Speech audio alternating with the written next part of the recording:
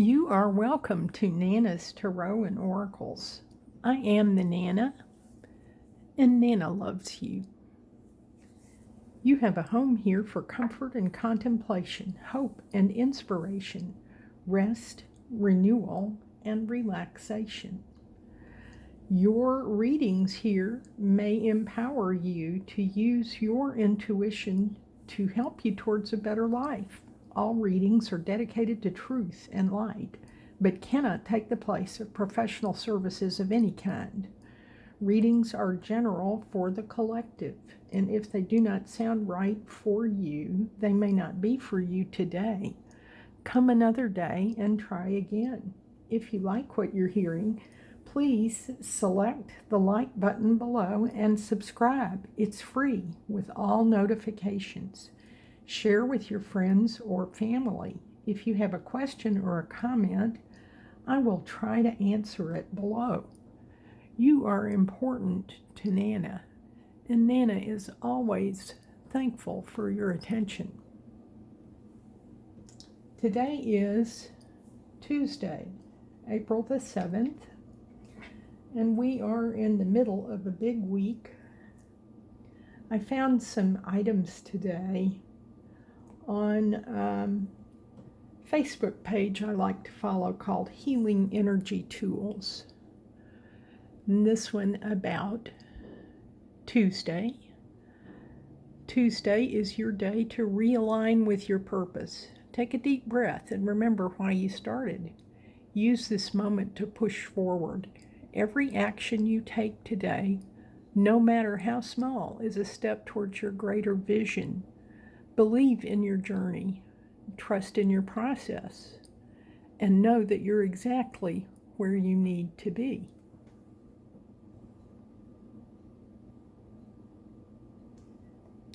And this one, April the 7th of 2026, the universe is saying to you today, the challenges of the past have prepared you for the opportunities ahead. Each lesson has strengthened your character and awareness. What once felt difficult is now part of your wisdom. Your story holds power.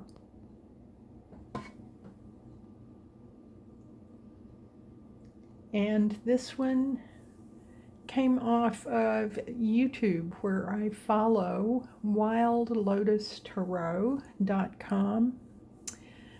She is a very interesting, intuitive tarot reader who has a lot of good information. But this really summed up how I am feeling this week and how perhaps you are feeling as well. Her daily energy reading for today, the power builds. This air feels charged, like the moment before a storm breaks. You can sense it. Something in your life is about to shift. Tension builds, anticipation rises, and what has been held in place begins to loosen. Don't ignore it. The pressure is not random. It's preparing you for movement. Trust what is building. Angel number 222.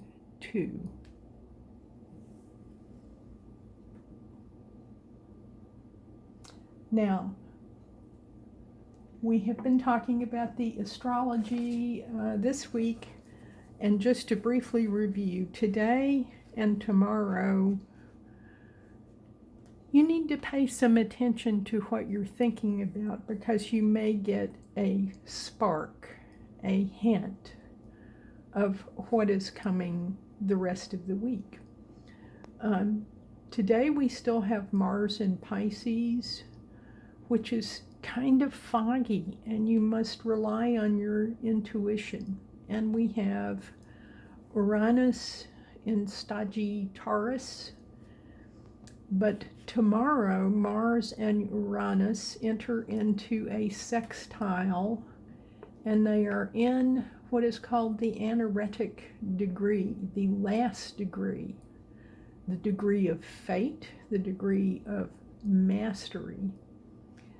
This is a culmination of their stay in these signs, and they will shift very soon. Mars, as we know, will shift into Aries, and later in the month, Uranus will shift into Gemini.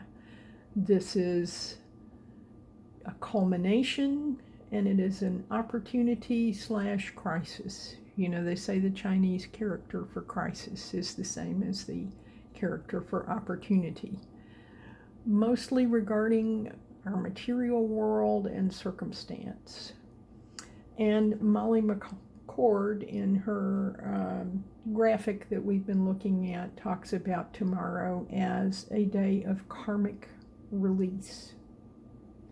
Then on the 9th, which will be Thursday, Mars actually does go into Aries.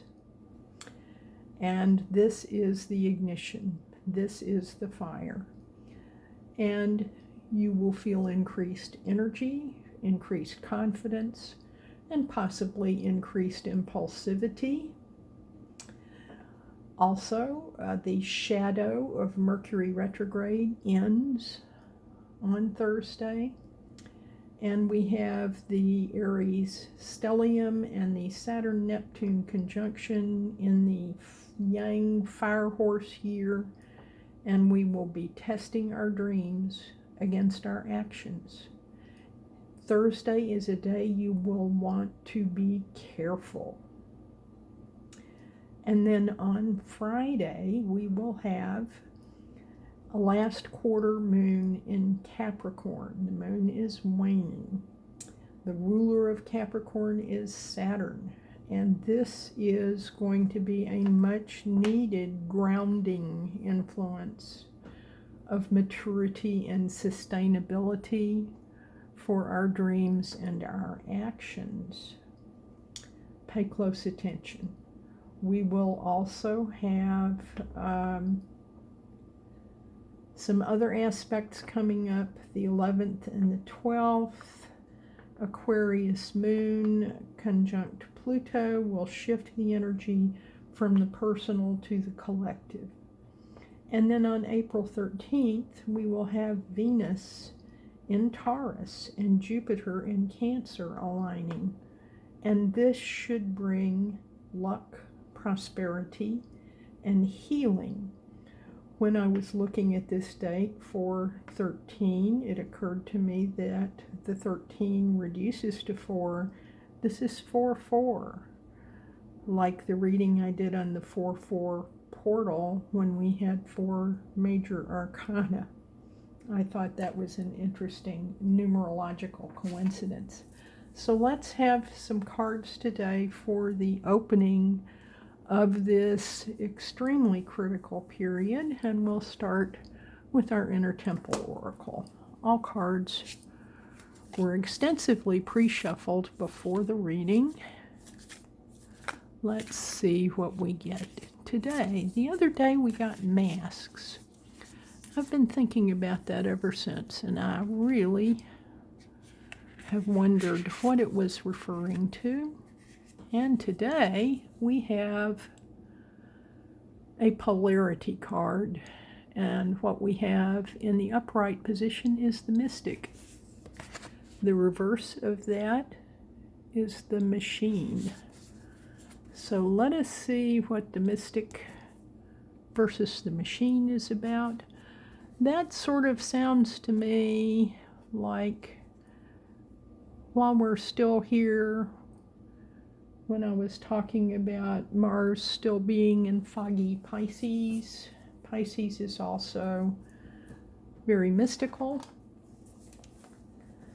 Let's see what the polarity card says about the Mystic.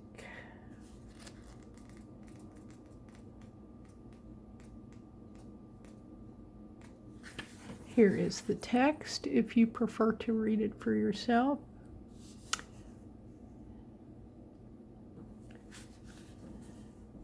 The Mystic, creativity, magic, dreamer, alignment, potency, awe, flow, harmony, deep connection, inner world, nectar, overspilling, unique medicine, satisfaction, unrestrained, wild, free, intimacy, purpose, unique expression. The machine is unsustainable ways. Soulless, greed, parched, external validation, reaching exhaustion, pushing, churn and burn, meaninglessness, paper thin, hungry for more, controlling and shallow. When the mystic is right way up, it's an acknowledgement of your sacred purpose and an encouragement to go even deeper. If the machine were right side up, consider whether you've been putting too much emphasis on the external for guidance rather than the internal. Our modern society tends to capitalize on what's well received, but we must be careful not to dampen the creative spark that made it possible. When we use our creativity for a controlled outcome, we can easily lose the magic and turn into producing, not creating. Producing starves the soul, turns the mystic into a machine. This is the challenge for the artist, for the mystic, to create, not produce. So this is perhaps something that we need to be contemplating as we are passing through these portals and these transitions.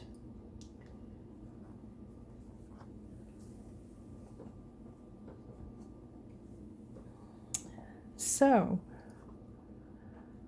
perhaps a self-care oracle card again today. We got health checkup, and I have, as I had mentioned, reinstituted my diet and exercise discipline, and I am feeling it. Our self-care card for today is look for fairies. Number 30.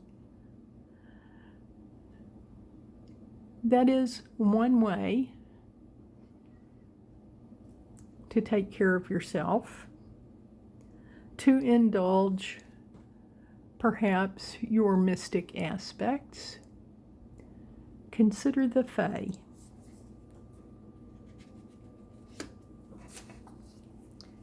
And now let's have a talisman oracle card.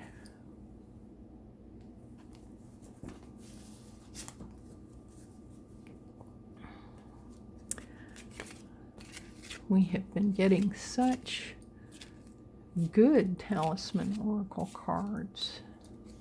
Let's see what we have today. Today we have good fortune. I like this. I like this a lot. Let's see what it says under the good fortune heading in the book.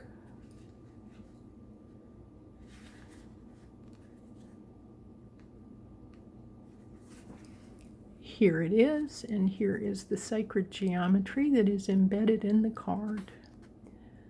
Here is the text.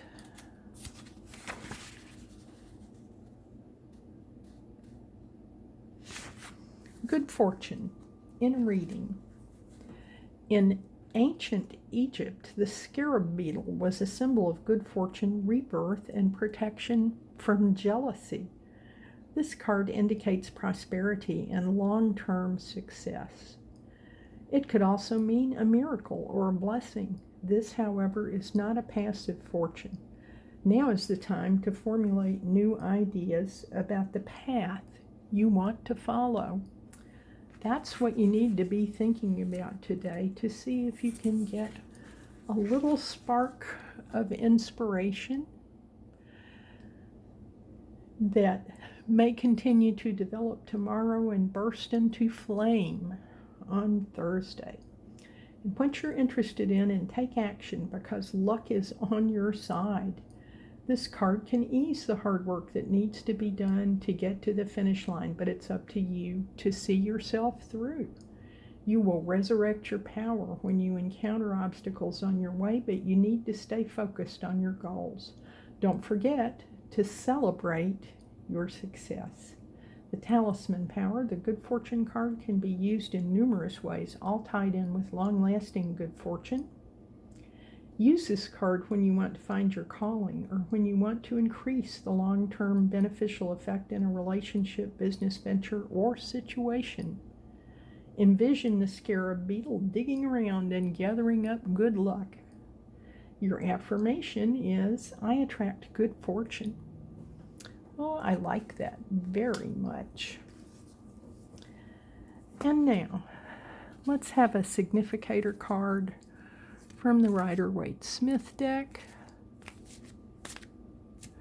I thought about today being the 7th. I thought about that 7 of Pentacles card. Today we have the King of Pentacles card. Well, that's a good significator to get because this is someone who is expressing the highest values of this suit, the Earth suit, which is rooted and grounded. And grounding is going to be essential to get us through this week. Pentacles, the earth signs, relate to material possessions, money, health, and our roots. The earth signs, of course, are Taurus, Virgo, and Capricorn. That may involve you or someone you're dealing with. Something to think about. Now let's see what we have on the reverse of the deck. We have the Chariot. And I like that card. The Chariot is, I was talking about the 7 of Pentacles. The Chariot is the 7 card, the 7th card of the Major Arcana. It is the card of Cancer. It contains a lot of symbols, but in general is considered to be a card of progress and victory. I like that. Now, I was called today. Oh, well, I looked and I will tell you that the next card was the 6 of Pentacles. I was referring to the 7. But the 6 of Pentacles is about reciprocity and giving and receiving. And so we have a lot of Pentacles energy here and the energy of progress and victory. That all seems very propitious to me. I was called to fetch out the Unfolding Path Tarot deck for additional clarifiers. Let's just put these over here and give these one last shuffle.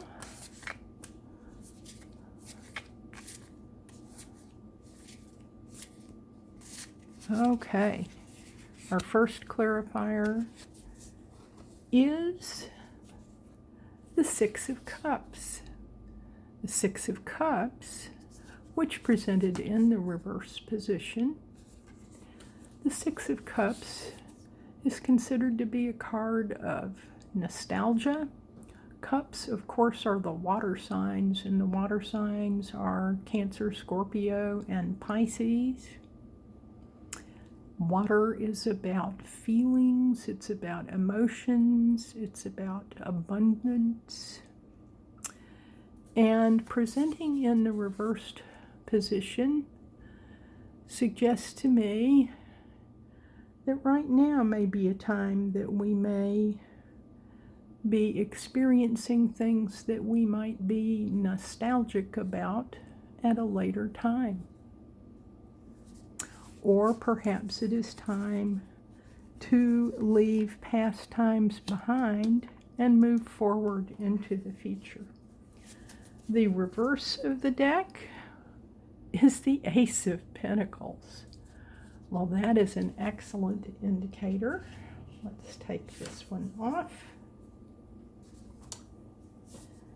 and put it right down here again. More confirmation of the importance of being grounded, of rooting, of considering what seeds we want to plant in this very sensitive and rapidly approaching time of transition. so that we may make forward progress, so that we may achieve the ultimate expression, so that we may engage in reciprocity and give and receive. And let's have a rune. Our rune for today is Dagaz, growth, transformation, and achievement. And this is one of those that is the same regardless of how it presents. I certainly think that that goes hand in hand with these cards we've gotten already. And now we need a hexagram from I Ching, the Book of Changes.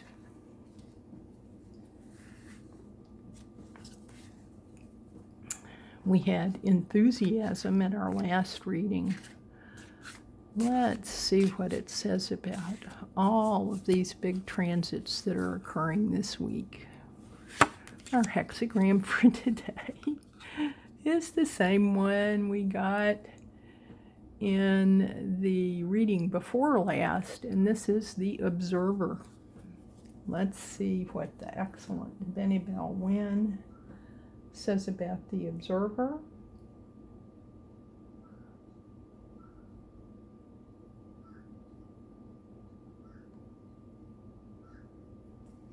Which is number 20.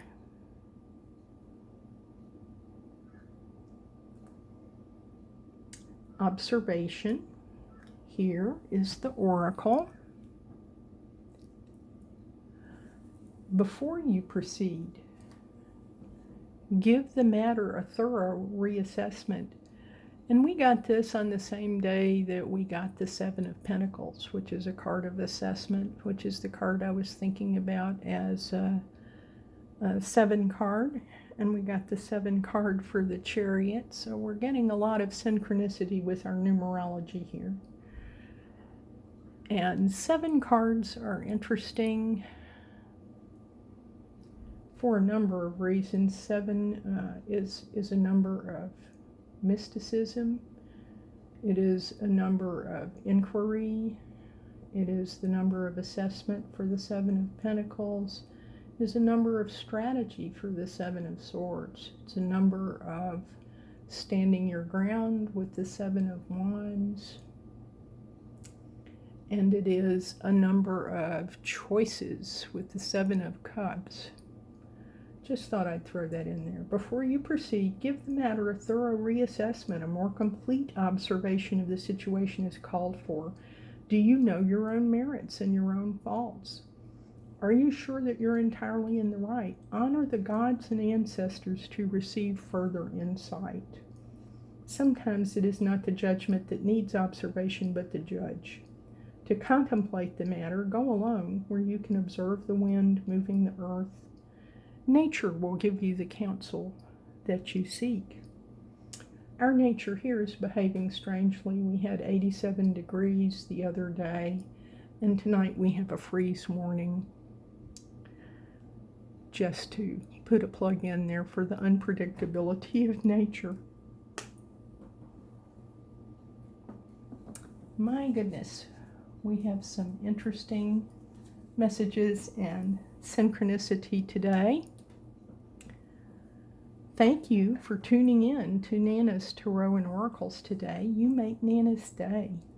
Nana loves you and hopes you leave a question or a comment below. Select the like button, subscribe, it's free, and select all notifications. I will see you again soon. I can tell you that even now I feel that I will be called to do a reading on Friday, Freya Day, at the last quarter of the moon, the waning of the moon. This is the crone moon, the crone from the triple goddess, and I'm called to use the triple goddess tarot deck on Friday. So I will see you soon in peace and love. And let me encourage you to pray for peace, to pray for sanity, to to pray for relief of suffering.